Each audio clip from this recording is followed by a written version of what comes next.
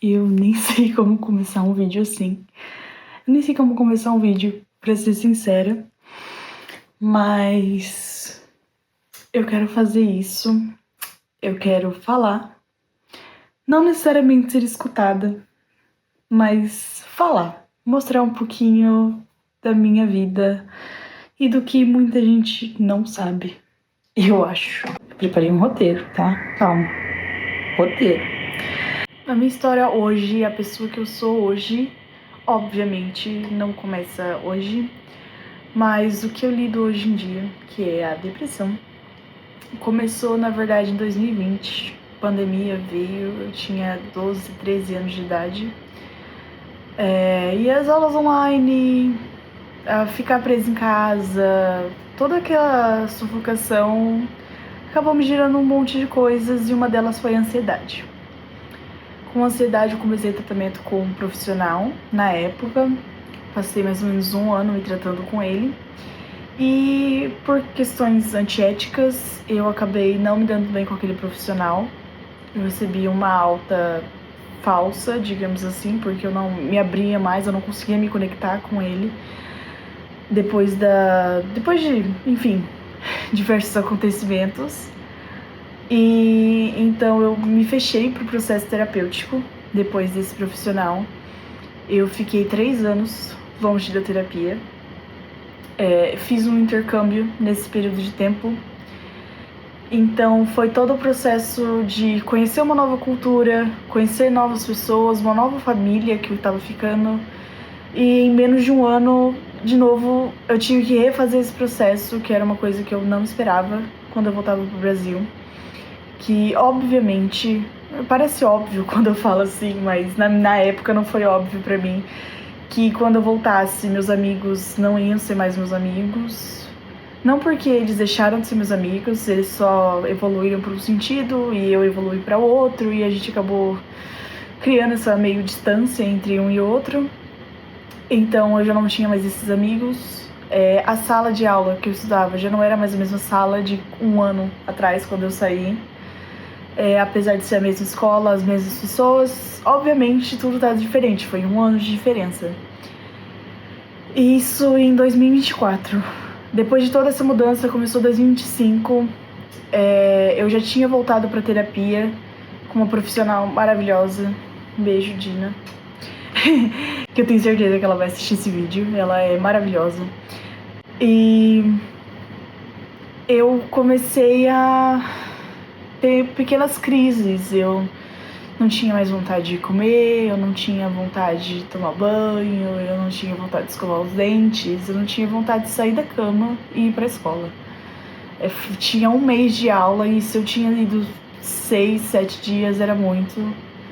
E a minha família, obviamente, preocupada, notando sinais, e eu conversando com a minha terapeuta.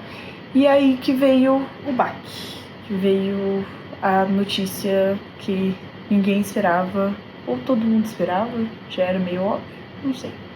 Enfim, eu voltei pra terapia e aí eu descobri que depois de tanto tempo sem terapia, uma ansiedade não tratada, a ansiedade acabou virando uma depressão. E essa depressão tava num nível moderado a severo. E depois de um pequeno evento que eu tive na escola, ou qualquer coisa vira gatilho. Não era o momento, obviamente, que causaria a reação que eu tive naquele momento, mas qualquer coisa foi gatilho. E eu fui encaminhada para o psiquiatra, fui diagnosticada com depressão. E desde então eu faço tratamento com medicação.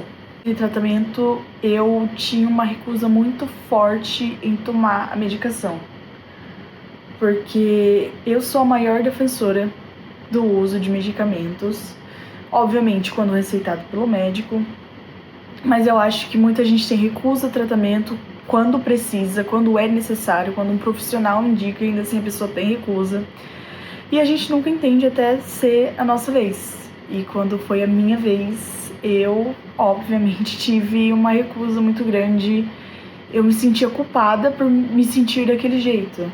Tive que começar a tomar remédio, troquei de sala, comecei a trabalhar, comecei a tentar movimentar minha vida e ocupar minha cabeça. E, obviamente, eu estava tomando remédios Então estava dando certo. Nesse período que estava dando certo, eu falei, não preciso mais dos meus remédios, a minha vida tá indo ótima. Se tá indo bem, se eu tô indo bem, eu não preciso mais dos remédios. Pois bem, nesse meio tempo que eu não precisava mais de remédios, mais mudanças vieram na minha vida. Todo final de ano é época de mudança, eu acho que isso na vida de todo mundo, e eu não reparei nisso. Eu não levei essa em consideração quando eu resolvi parar de tomar remédio. Então, término do ensino médio, coisa que eu mais gostava na vida era de estudar, ir pra escola, a rotininha de acordar cedo e ir pra escola, ou no caso, quando eu estudava à noite, trabalhar e ir pra escola. Gostava muito do ambiente escolar, eu sempre gostei muito de estudar, principalmente quando eu gosto da matéria. Quando eu não gosto é uma recusa meio grande, mas quando eu gosto eu me empenho bastante. História, geografia, sempre foram matérias que assim, eu adorei, matemática principalmente. E português, preciso dizer português, vocês vão entender daqui a pouco, porque eu gosto muito de português, principalmente no último ano, onde uma das minhas professoras favoritas do mundo me inspirou muito. Beijo, Rafa. Toda essa época de mudança, terminar o ensino médio, terminar um namoro. Terminei um namoro de 1 ano e 6 meses. À distância, já era uma bomba. Terminar o ensino médio, começar todo esse processo de nervosismo do Enem, de fazer o Enem, de esperar os resultados, de ficar ansiosa. Aquele medo de perder as amizades novamente, de começar a faculdade. Se tudo desse certo, a minha faculdade dos sonhos, o meu sonho sempre foi morar em São Paulo, sempre foi morar naquela cidade grande, naquela bagunça metropolitana. E eu passei num vestibular, passei na Belas Artes, no vestibular próprio deles, eu consegui. Aí começou todo aquele processo de falar com a minha família, de procurar apartamento, de ver se eu realmente ia querer. Pra melhorar toda essa bagunça, eu ainda comecei a namorar novamente, meu melhor amigo. Comecei a namorar novamente em fevereiro, dia 28 de fevereiro. E, enfim, muitas coisas mudaram. De novo, eu entrando num relacionamento à distância. Ainda estou nele, firme e forte. De novo, mudando de cidade, indo pra faculdade. E aí, pra melhorar ainda mais a minha situação, eu resolvi fazer 2 faculdades ao mesmo tempo. Que eu acredito, até hoje, eu acredito fielmente de que se eu estivesse numa condição mental melhor, eu conseguiria fazer as 2 faculdades. Mas eu tive que trancar uma delas. Obviamente, tranquei a Belas Artes, porque no começo do ano eu fiquei sabendo que eu passei no IF de São Paulo, campus SPO, no curso de letras, licenciatura em letras. Por isso que eu falei que era importante saber que eu gostei de português no último ano. Eu me inscrevi no Enem zero esperanças, porque eu não tinha estudado, eu trabalhava e estudava. Eu não estudei nada pro Enem e ainda assim deu muito certo. Passei numa federal, sonho da minha vida, sempre foi passar numa federal. Enfim, mudança de planos totalmente de novo. Enfim, fazer amizades novas, conhecer uma cidade nova, ter que conhecer, sei lá, eu fiquei com gripe, eu fiquei cagada de medo e tive que voltar correndo pra Limeira. Porque eu tava com gripe, eu falei, mãe, eu prefiro ir na UBS aí em Limeira do que aqui em São Paulo, porque eu não conheço nada. Enfim, muitas coisas aconteceram e eu tive uma crise depressiva novamente. Isso foi agora em abril. Aí eu vim pra Limeira, porque eu não tava bem o suficiente pra estar sozinha numa cidade onde eu não tenho ninguém.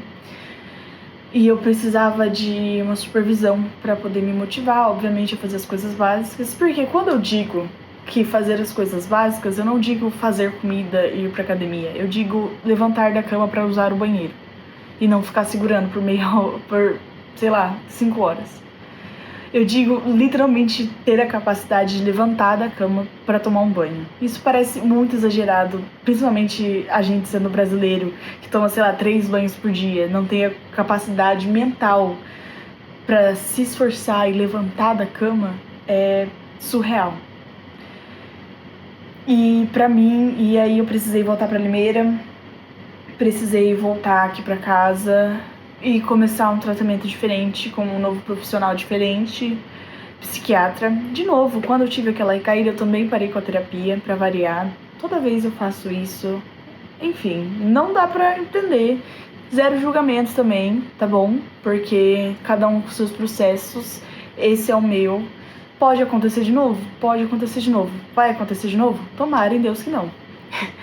Mas eu comecei novamente o processo psiquiátrico com outro profissional, que por enquanto tá sendo maravilhoso.